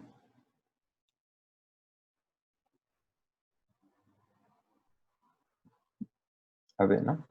Este es B. Ajá.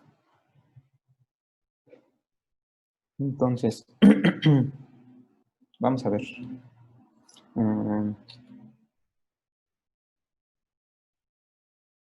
Ok.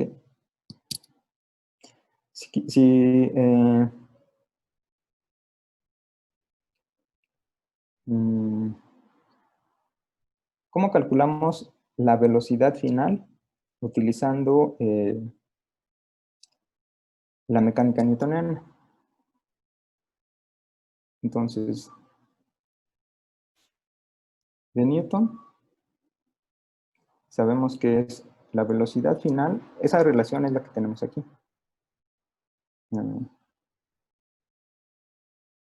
Esta. Velocidad final, antes, ¿dónde estaba? Aquí. Esta. Ajá. La velocidad final es igual a 2 veces la energía cinética entre la masa. Entonces, la velocidad es 2 veces la energía cinética entre la masa. Ajá, a la 1/2. Para el caso de los electrones, ¿qué es lo que tenemos?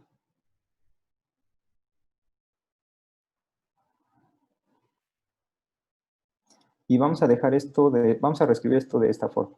La velocidad final al cuadrado es igual a 2 entre la masa por K. Ajá, la energía cinética. ¿Por qué lo dejamos así? Porque nos quitamos la raíz cuadrada, ¿no?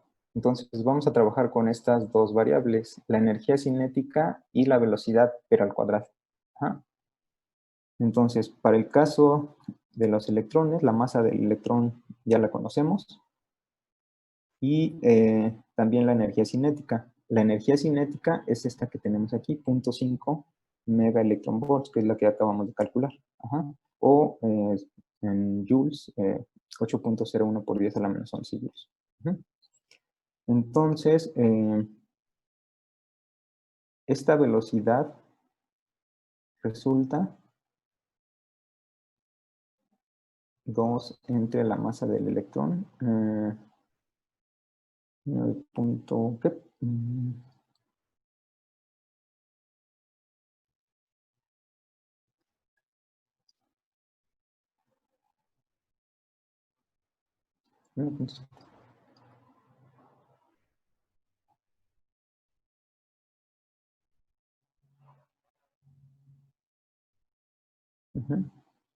Y por K, la energía cinética.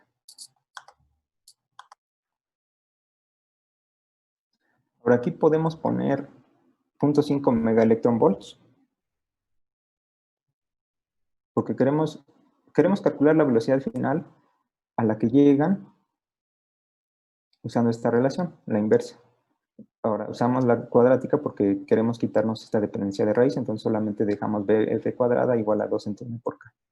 Entonces, 2 entre la masa del electrón multiplicado por la energía cinética, pero la energía cinética que nos dio es 0.5 megaelectronvolts. Entonces, multiplicamos aquí por 0.5 megaelectronvolts, ¿o no? ¿O sí?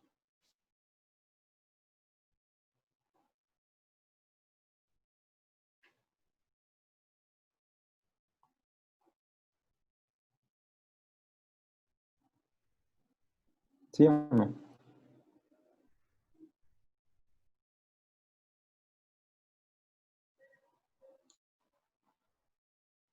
¿Qué dicen?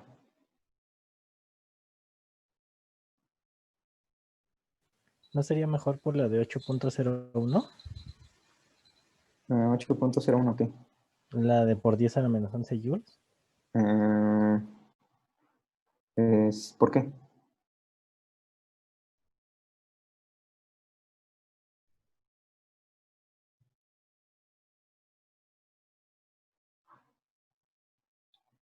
Ujú.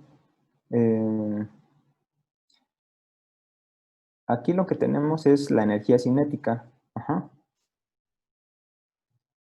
Calculamos la energía cinética como la carga por la diferencia de potencial. La carga la tenemos aquí, la diferencia de potencial, ¿no? Y nos daba esto, 8.01 por 10 a la menos 11. Perdón, aquí es 14. Ajá, menos 14. Y esta es la energía cinética. Lo que dijimos aquí fue, vamos a ver cuánto es esta energía cinética si la escribimos en términos de mega electron volt, que es otra unidad de energía. Entonces, utilizamos la conversión entre estas dos unidades, electron volts y joules, que ya habíamos derivado. Entonces, lo que nos queda es 0.5 mega electron volts. Entonces, son unidades de energía, pero en mega electron volts. Si ahora queremos calcular la velocidad final, usamos esa relación, 2 entre m por k. Para v cuadrada está dada por esta relación, 2 entre la masa de electrón por k, la energía cinética. Pero esta expresión está dada en el sistema internacional, escrito con unidades del sistema, o todo en el sistema internacional. Entonces, esto ya está en el sistema internacional. Entonces, aquí tiene que tener unidades de energía, pero en el sistema internacional, que son los joules. Ajá. Entonces, tendremos que utilizar la energía cinética 8.01 por 10 a la menos 14 joules. Ajá. Por consistencia.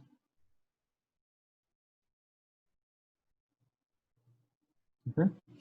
Y esa velocidad al cuadrado, lo que les queda es 17.17, 1.76 por 10 a la 17 metros cuadrados entre segundo al cuadrado. Ajá. Y esto lo vamos a escribir de esta forma. 17.6 metros cuadrados entre segundo al cuadrado por 10 a la que. Si esto es 1.76 por 10 a la 17, entonces si este punto lo pasamos aquí, va a ser 17.6 por 10 a la 16.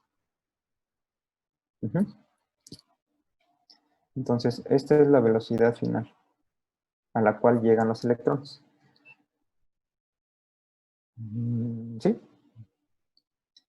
Mañana vamos a utilizar todo esto para llegar a algo que es importante. Ajá. Y ver por qué fue necesaria la introducción o la creación de otra nueva teoría. Pero todo esto es utilizando este experimento. Entonces, ¿dudas o no? No, ninguna. Ok. Si quieren, revísenlo. Se los voy a mandar en un rato, esto que estuve escribiendo. Y mañana nos vemos a las 3. ¿Sí? Vale, profesor, hasta mañana. Bueno, que estén bien. Hasta luego. Gracias. Gracias. Hasta luego. ¿Sí? Sí, gracias. Mañana. La unidad de por 10 a la 6 es a la 16, ¿no? Sí, a las 16. Sí, gracias. Sí. Ahí está. Ya, gracias. Sí, pero- Entonces mañana seguimos. sí. Sí. Ok. Hasta Gracias. luego. Hasta luego.